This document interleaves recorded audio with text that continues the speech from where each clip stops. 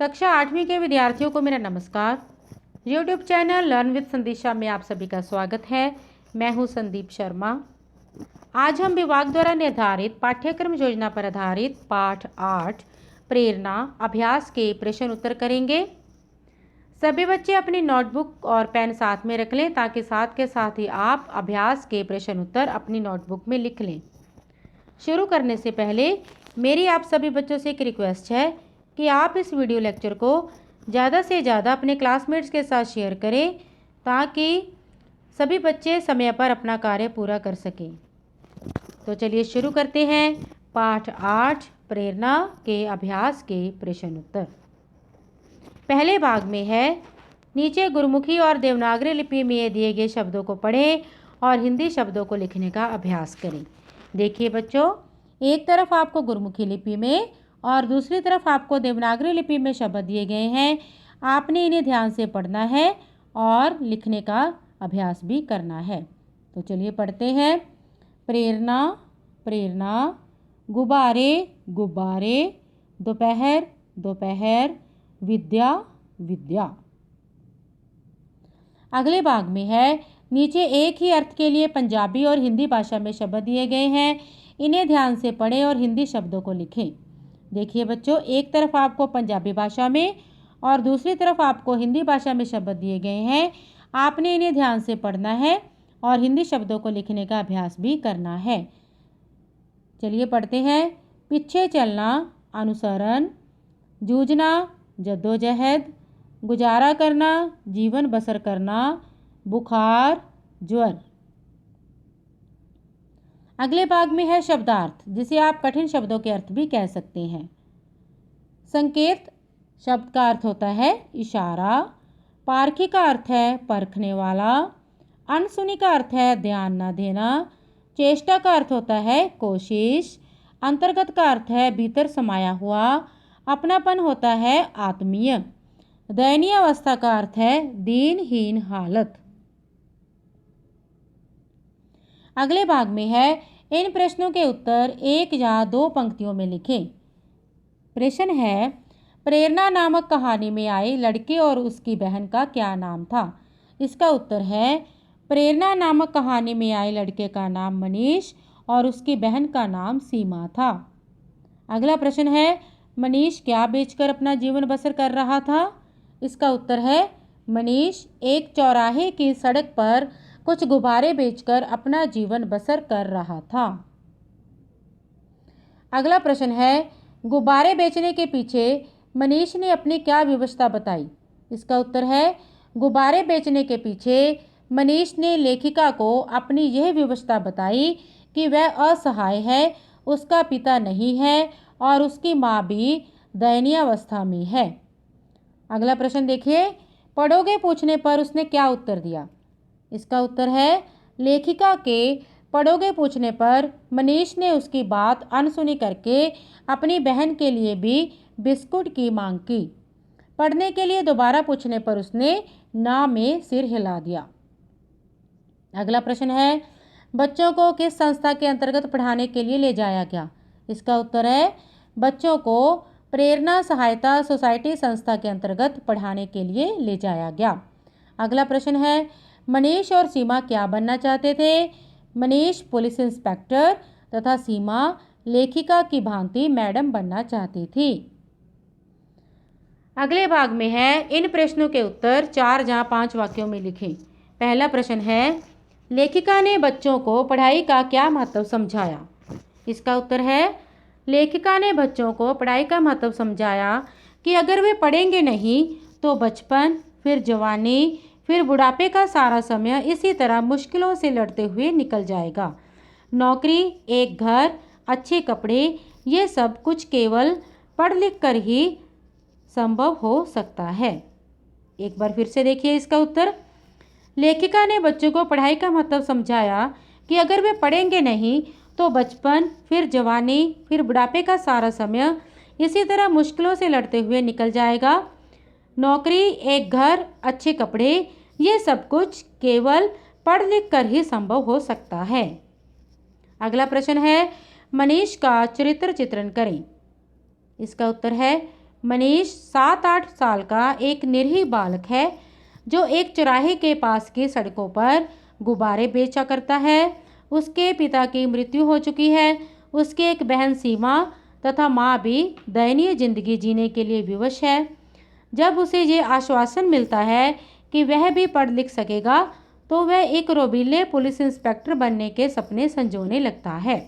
एक बार फिर से देखिए, मनीष 7-8 साल का एक निरीह बालक है जो एक चौराहे के पास की सड़कों पर गुब्बारे बेचा करता है। उसके पिता की मृत्यु हो चुकी है। उसकी एक बहन सीमा तथा माँ भी दयनीय जिंदगी जीने के लिए विवश है। जब उसे ये आश्वासन मिलता है कि वह भी पढ़ लिख सकेगा तो वह भी एक रोबीले पुलिस इंस्पेक्टर बनने के सपने संजोने लगता है। अगला प्रश्न है, भीख मांगना अपराध है, इस वाक्य पर अपने विचार लिखें।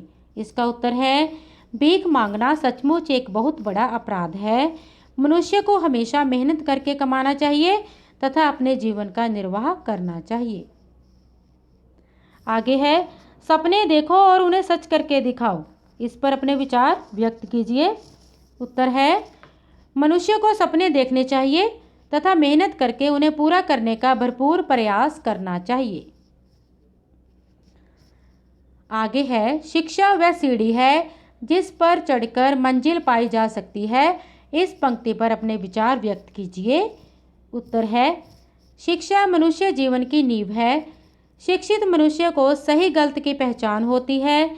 वह अपने जीवन में तरक्की करता है, साथ ही साथ वह अपने देश की तरक्की में भी सहयोग देता है। अगले भाग में है, इन मुहावरों को वाक्यों में प्रयोग करें। मुहावरा है पारखी आंखों वाला। इसका अर्थ है किसी को सही रूप में परखने की दृष्टि रखने वाला। वाक्य प्रयोग है, लेखिका ने अपनी पारखी आंखों से सहज ही ये जान लिया कि मनीष जीवन में कुछ बन सकता है। अगला मुहावरा है जीवन की पहली जरूरत। इसका अर्थ है जीवन का प्रमुख आधार। वाक्य प्रयोग है, आज की दुनिया में रोटी, कपड़ा और मकान जीवन की पहली जरूरत मानी जाती है। अगला मुहावरा है जीवन बसर करना। इसका अर्थ होता है जीवन निर्वाह करना। वाक्य प्रयोग है, मनीष गुब्बारे बेचकर ही अपना जीवन बसर करने के लिए मजबूर था। अगला मुहावरा है सपने दिखाना। इसका अर्थ होता है आशा बंधाना। वाक्य प्रयोग देखिए, सपने दिखाना तो बड़ा आसान होता है, पर उन्हें पूरा करने के लिए आत्मविश्वास, साहस तथा परिश्रम की बड़ी जरूरत होती है। अगला मुहावरा है हरी झंडी मिलना। इसका अर्थ होता है स्वीकृति मिलना। वाक्य प्रयोग देखिए, मनीष और उसकी बहन सीमा को उसकी माँ से पढ़ने के लिए सहर्ष ही हरी झंडी मिल गई थी। अगले भाग में है इन शब्दों के विपरीत शब्द लिखो। विपरीत का अर्थ होता है विरोधी शब्द या फिर उल्टे शब्द। नाराजगी का विपरीत शब्द है प्रसन्नता। विश्वास का है अविश्वास। संभव असंभव। बदकिस्मत खुशकिस्मत। सहमति असहमति। सफल असफल। अपनापन बेगानापन। इनकार स्वीकार। साकार निराकार। अगले भाग में है निम्नलिखित वाक्यों में क्रिया विशेषण शब्द छांटकर सामने लिखें। वाक्य है मैं जल्दी जल्दी काम निपटाकर उसी चौराहे पर पहुंची। इसमें क्रिया विशेषण है जल्दी जल्दी। अगला वाक्य है वह मेरी तरफ एक टक देखने लगा। इसमें क्रिया विशेषण है एक टक। अगला वाक्य है वह गाड़ी के पास आकर झट से बोला। इसमें क्रिया विशेषण है झट से। अगला वाक्य है मैं कल आऊँगी। इसमें क्रिया विशेषण है कल। अगला वाक्य है वह उधर बैठी है। इसमें क्रिया विशेषण है उधर। अगले भाग में है कोष्टक में से उचित विस्मयादिबोधक शब्द लेकर रिक्त स्थान भरें। देखिए बच्चों, आपको विस्मयादिबोधक शब्दों में से चुनकर रिक्त स्थान भरना है। यहाँ पर मैंने पहले ही भर दिया है। पहला है डैश तुम पढ़ोगे नहीं। यहाँ पर आएगा अरे तुम पढ़ोगे नहीं। डैश तुमने ठीक पहचाना।